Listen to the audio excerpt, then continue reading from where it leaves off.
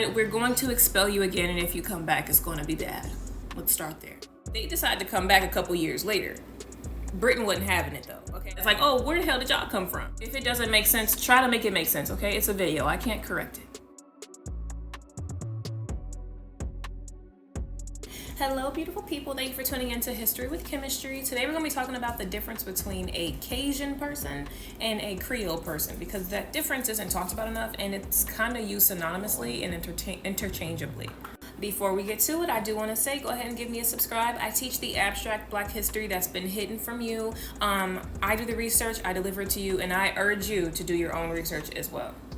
You probably wouldn't believe it, but the word Cajun was actually once a slur to the Cajun people in Louisiana.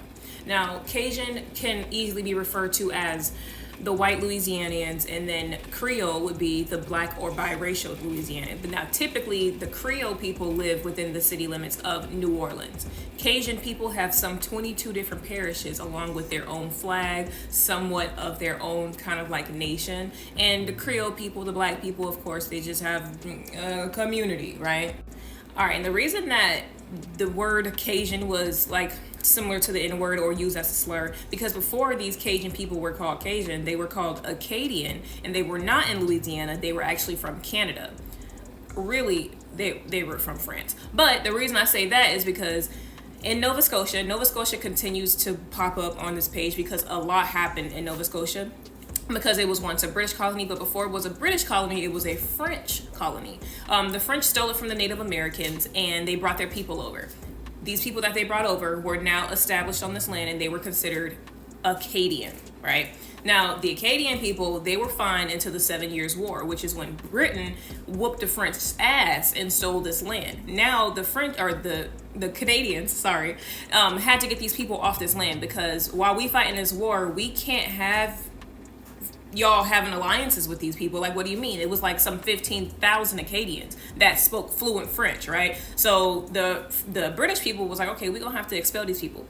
So they expelled them and they sent them to South America, North America, I should say the United States, and they sent them back to France. Now, the people that went to France and South America, they stayed there. But the people that went to Louisiana, they decided to come back a couple years later.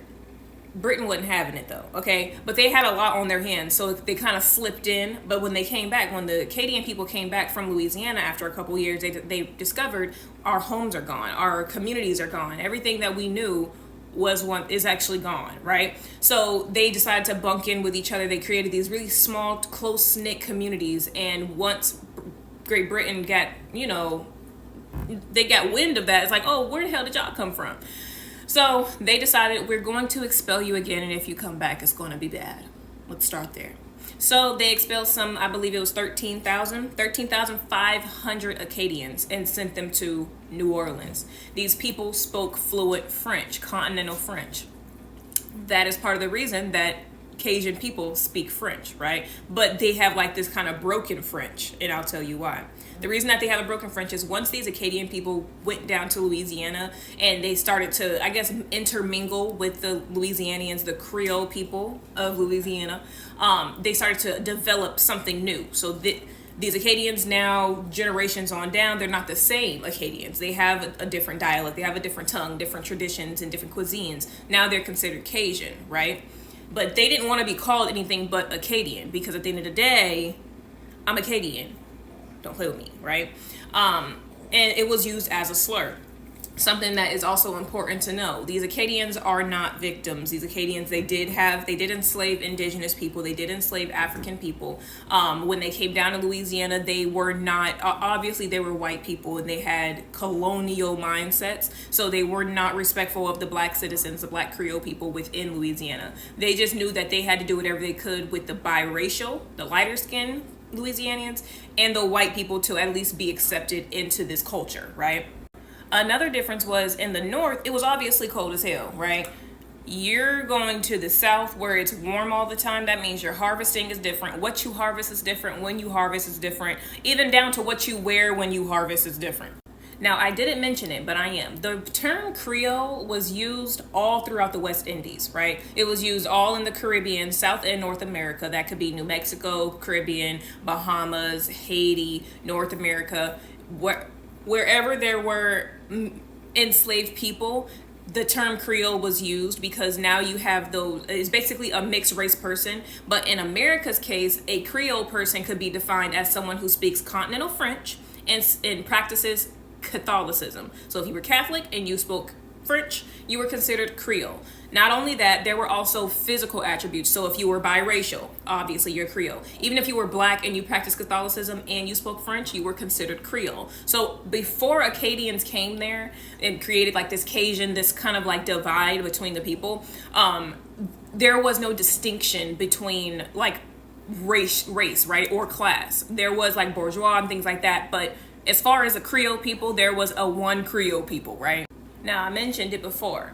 These Acadians brought with them everything that they knew to be normal. That was their way of life, their philosophy, their religion, their everything, right? And they now had to kind of share that with the new people of Louisiana, right? So that is the reason that we have Cajuns. It's kind of like native, and when I say native, I don't mean Native Americans. We're going to say native as far as like Acadian, so instead of saying native, Acadian mixed with a plethora of other people, because in New Orleans specifically, that was kind of like the port. That was a hub where people would come in and out of the country, right?